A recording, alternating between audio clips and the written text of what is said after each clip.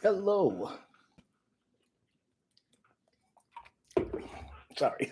Hi, I'm Kabin Thomas. I'm going to be reading the play by Denise Scales. Denise, I wish I could meet you in person. I want to let you know that I think you have a fantastic script here. It really is wonderful. And I know that you're probably going to get some feedback concerning this play and the reading. Um, Forgive me for whatever mistakes that I make during this period of time, but I wanted to also just share with you my feedback, and I'll try to call when I'm over at NET to see if I can participate in the talkback concerning this play. Let me just share with you a couple of things as an actor. I believe that your script is your vision, and the job of the actors to do one thing, and that is to uphold your vision, serve the text. That being said, the text is still needing some polishing in terms of commas, periods, stage directions, what you want people doing when and where. There's a couple of really nice stage directions here, and I was like, oh, thank you.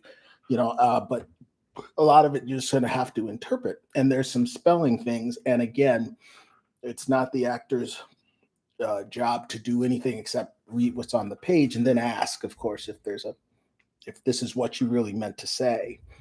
Um, Geez, I would have to look through here and find an example. You'll see it.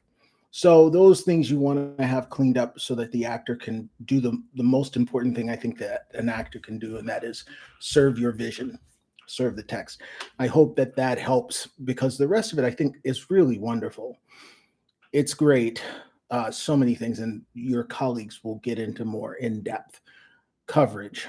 So let me just read this top to bottom. I'm going to do everything that I see. And again, please forgive if I misinterpret it, especially when it comes to the musical excerpts. I'm literally just going to state what you have written here. I'm not going to sing or anything like that. Uh, I can tell you, though, you made some fantastic musical selections. Go ahead, girl. Go ahead. All right, so here we go. The Descendants of DeWitty, Nebraska, a stage play by Denise Scales, with her address information at the lower left-hand corner. Descendants of DeWitty, Nebraska, cast of characters and scenes. We have William P. Walker, we have George and Anne and Margaret Walker, we have Emotion, George Riley, best friend to William P. Walker in North Buxton, Canada and Nebraska, Sarah Kersey Walker, first wife of William P. Walker. Scenes, time frame about 1836 to 1936 in Kentucky, runs to Ohio, exodus to Canada, back to the Great Plains of Nebraska. Ages of character, planation in Kentucky, house in Ohio, North Buxton, Canada, boat dock, farm in Nebraska, wagon train back to Nebraska. William can tell the story as an old man or middle-aged lyric. So what, just so you know, what I see here, the only thing that I see is William can tell the story as an old man or middle-aged, and that's where you like to go with that. I'm totally fine. I'll do some light affect, but nothing huge. First act, introduction, opening scene. Emotion. My roots ran deep, 7 generations. This is my story, my perspective of what happened in the life of William P. Walker, my great grandfather. You were not there, neither was I, but I know people who were there. William P. is my blood, my ancestor. William. Hello, my name is William. William P. Walker, but everybody calls me William P. I was born in 1838. My parents are George and Anne. I died in 1931. I was 93 years young. My roots run deep. I was born a free man, unlike my mother and father, who were runaway slaves. My father bore the scares of slavery on his back, in his mind and spirit. It was a thorn in his side, a constant reminder of his past. Although I was freeborn, it didn't mean much. Most white folks only see my blackness, not themselves. My parents ran from Kentucky to Chillicothe, Ohio, 180 miles and 480 miles to Canada for freedom. But I took freedom and turned it on its back and walked back to Nebraska. My roots run deep.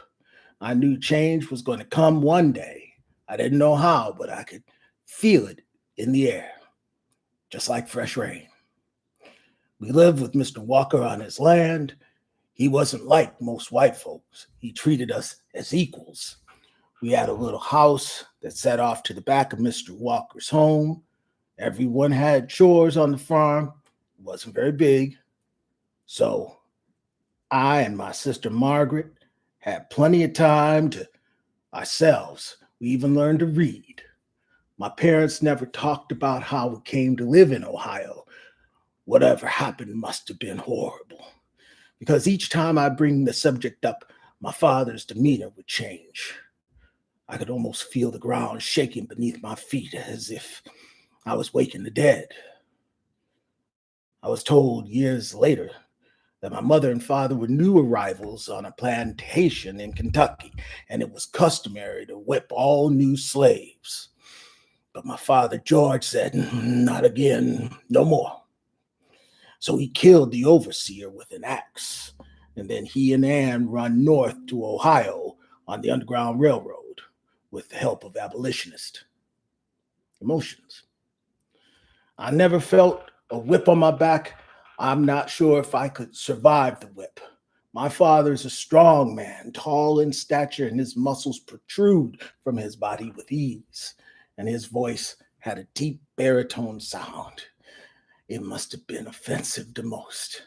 He was determined to make a better life for me and my sister. Change is a-coming. If I say I'm Cook, I was born on the river in a little tent. Oh, just like the river. I've been running ever since. It's been a long time coming. But I know change is going to come. Oh, yes, it will. It's been too hard living, but I'm afraid to die because I don't know what's up there beyond the sky.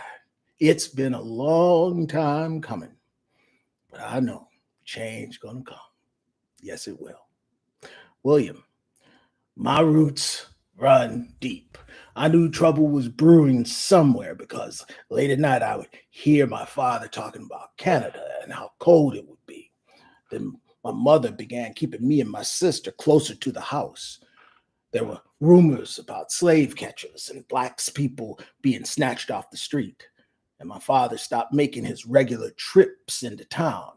He was a cooper. He made wooden barrels.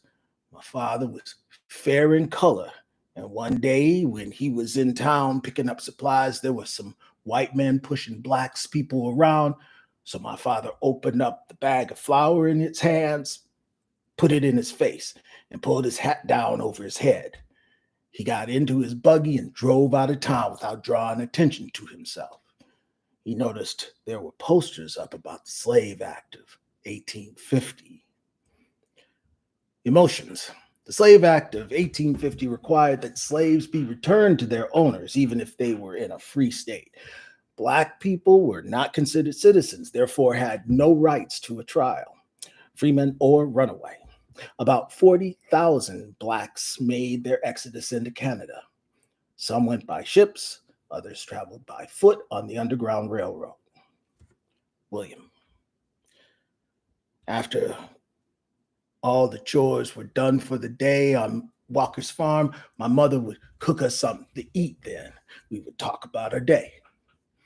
My mother, Ann, in her spare time, would sit in front of the fireplace, rocking back and forth, humming quietly to herself, sewing.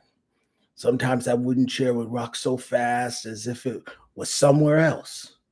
I would place my hand on her shoulder lightly to get her attention. Mom, what you making?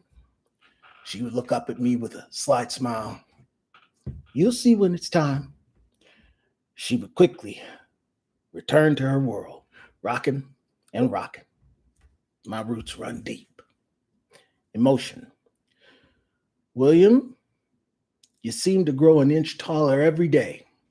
Pretty soon you will be as tall as your father, but he is only a boy. I fear for Margaret every day. She's starting to blossom. I don't want to think about it. Anne begins to rock faster in her chair. It's my mother's inner strength that empowers my father each day. My roots run deep. Oh, Curtis Mayfield. Girl, what's up with you? Go ahead on. People get ready. A song, Curtis Mayfield, an impression, a song of hope for George and Anne. People get ready. There's a train a-coming.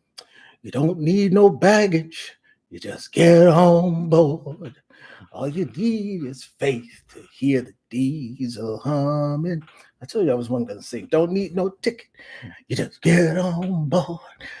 People get ready for the train to Jordan. It's picking up passengers coast to coast. Faith is the key. Open up the doors and board them. Don't need no baggage. Just get on board. William. There was a strange knock on the door. I remember that night clearly. My father and mother looked at each other. My father said, Anne, you know what to bring. My mother quickly lifted the floorboards. Here, put these on. My mother had sewn coats, hats, and gloves for our travel. It's time to go. Hurry, wake your sister. Emotions. Mama, what's going on? Hurry, Margaret, put this on. We need to go. We can talk later. Just hurry. Anne, do you have everything for our travel? Yes. Anne prays out loud. Dear Father, watch over us. William. My father led the way. It was dark that night, but it was something about the stars that night. It appears as if I could reach up and touch in the stars. And my father had this strange peace about him, as if he had traveled this road before. He just kept looking up. I followed my father's every move, and my sister, Margaret, slung to my mother's side like glue. We walked for days before we found the safe house. We ate and slept, but we had to keep moving. They told us to keep north, that we would soon hear the sound of the Detroit River. Once there, my father told us to be careful not to lose our footing as we crossed the large stones that were embedded in the river. Don't look down. Keep your head up, son. Once we stepped onto the shores of Canada, my mother and father both fall to their knees, look up to the sky, and wept with joy. Song by Earth, Wind, and Fire. Keep your head to the sky. Safe travels for George and Anne. Keep your head to the sky. Repeated 3 times in different harmony. I'm not going to do that. William. The nights seemed to be colder in Canada. I was glad my mother had made us coats and hats and gloves to keep us warm. One night, we slept in hollowed out logs to keep us warm and safe from the wild animals and men. The bounty hunters roamed along the borders of Canada, hoping to catch runaways. Some blacks had a large bounty on their heads, like Moses. I heard she helped hundreds of blacks reach to Canada. Canada had its struggles, but we were safe from slavery. Emotions. Let me tell how North Buxton came into existence. An Irish man named Reverend William King married into a family who owned slaves. They died from tuberculosis, so King inherited 15 slaves. He did not support slavery. He decided to take his slaves to Canada in 1849, where they could be free. King's emphasis was on education and self-improvement. He received support of Lord Elgin, Governor General of Canada, to help him. Canada has had an anti-slavery law since 1793. Reverend King also got support from Earl Buxton. He was instrumental in getting the British Parliament to pass the Emancipation Act of 1833. As a result, North Buxton was established. Oops, sorry. William, the time had come for me to make my way. I was a sailor on the Streamer Pearl on the Great Lakes. Windsor, Canada was one of our regular docking places. Whenever the opportunity arises, I would hide runaways aboard the ship for safe passage into Canada. You see, the struggle never ends. One day, when I was uploading supplies from the ship in Windsor, I looked up, and there she was. About yay high, I couldn't take my eyes off her. I knew then she was going to be my wife. I quickly made my way over and politely introduced myself. She looked up at me and smiled. Sarah. Bonjour, je m'appelle Sarah. Sarah Kersey. Can I help you with something? Oh, I'm waiting on a shipment for my father. Who's your father? John Kersey.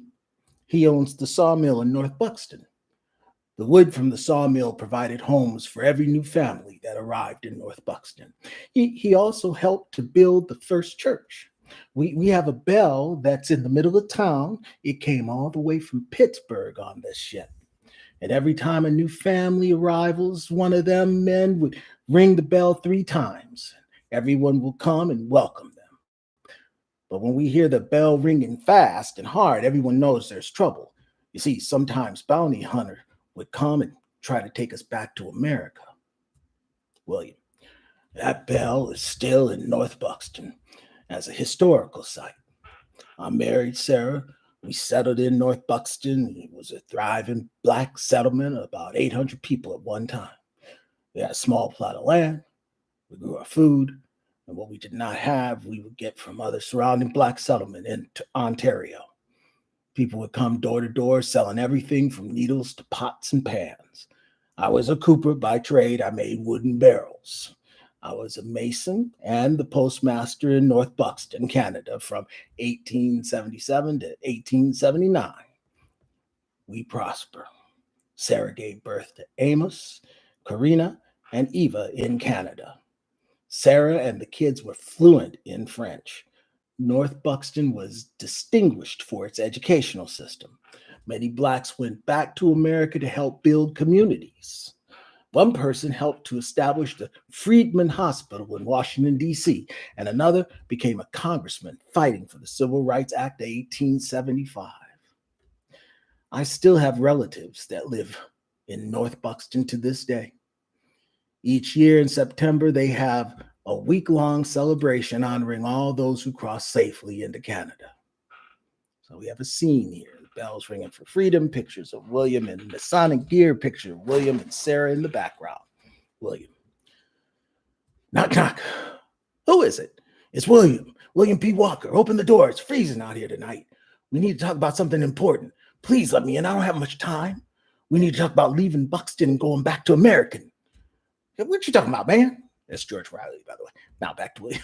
Freedom. William standing outside the log cabin with a dark, heavy coat and hat. You can hear the wind howling in the night. It's a full moon. You can see the smoke coming from the chimney top of the log cabin. Door opens. George Riley is standing on the other side.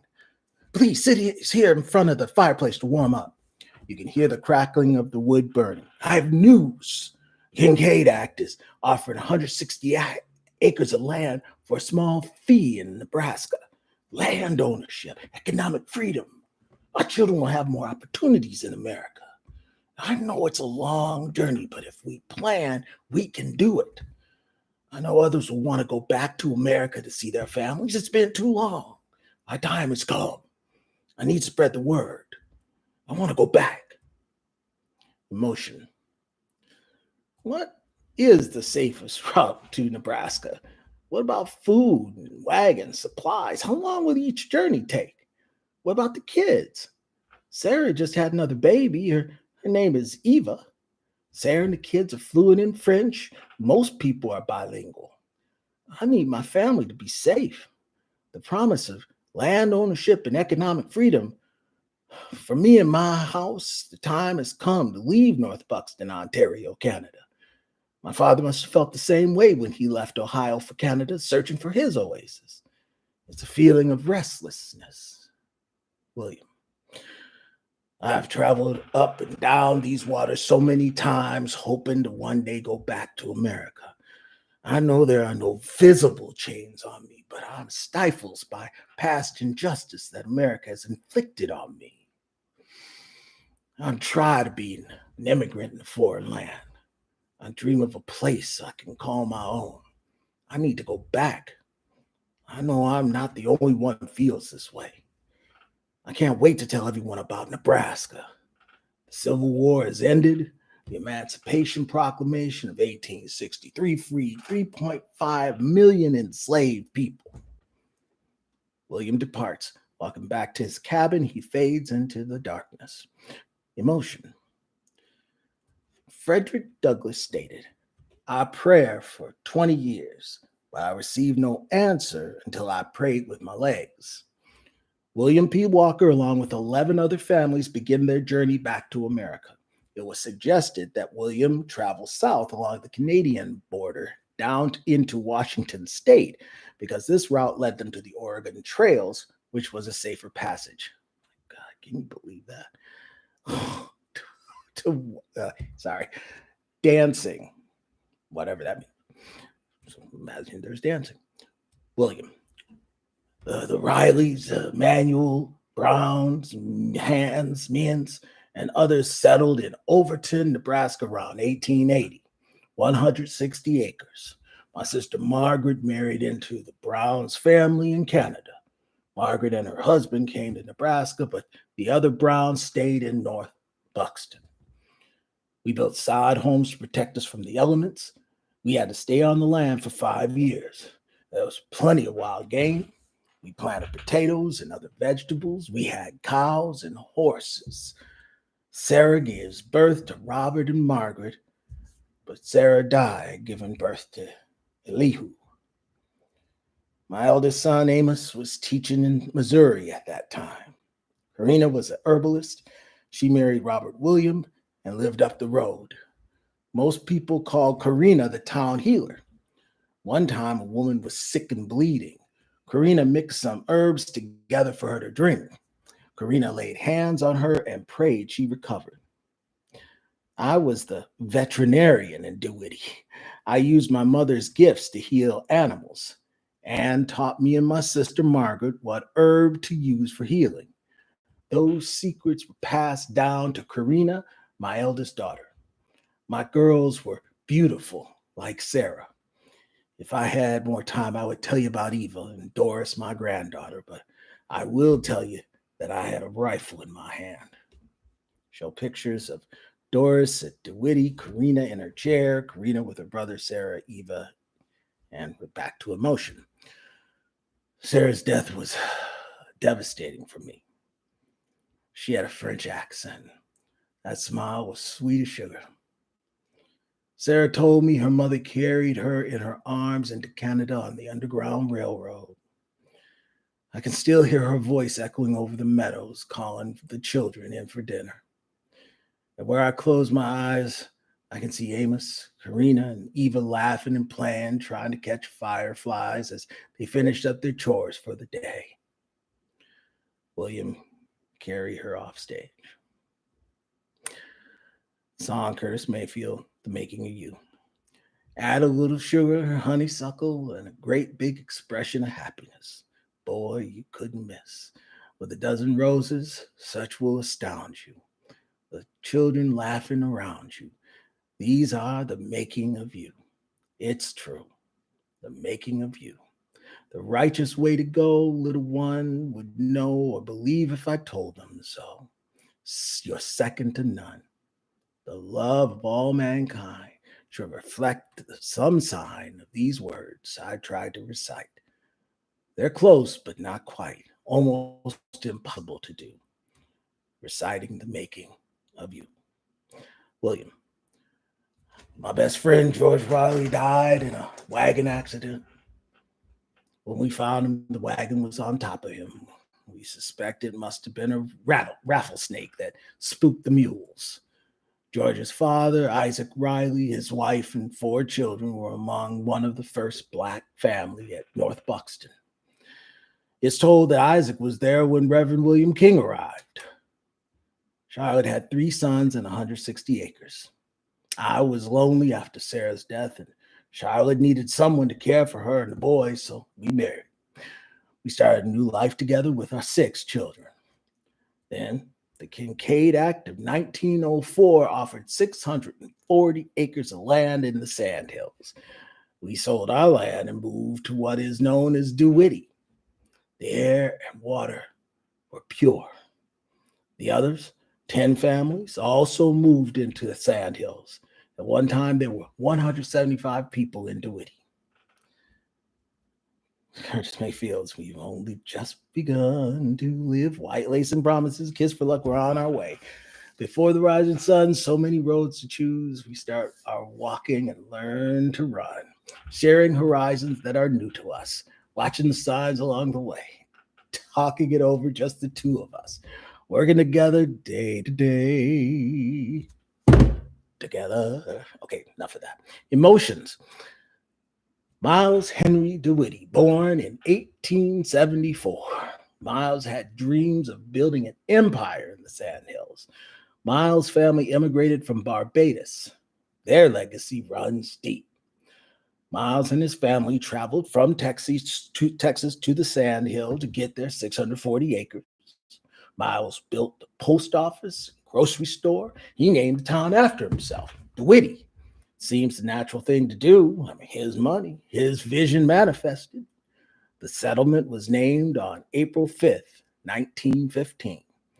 The DeWitty and Overton legacy runs deep. Another story for another time. Pictures of the post office in DeWitty. William. Robert served in the military, married, had 2 daughters, and settled in DeWitty. He later moved to Lincoln, Nebraska. Margaret married Christopher Stith.